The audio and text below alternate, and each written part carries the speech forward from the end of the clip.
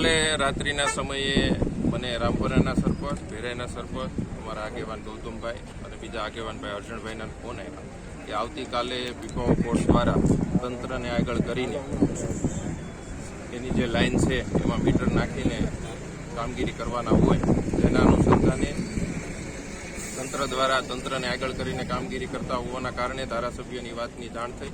ધારાસભ્ય શ્રી સવારે આવેલા હતા. ત્યારબાદ તંત્ર અને બધા સાથે આજે એવું સમાધાન થયું છે.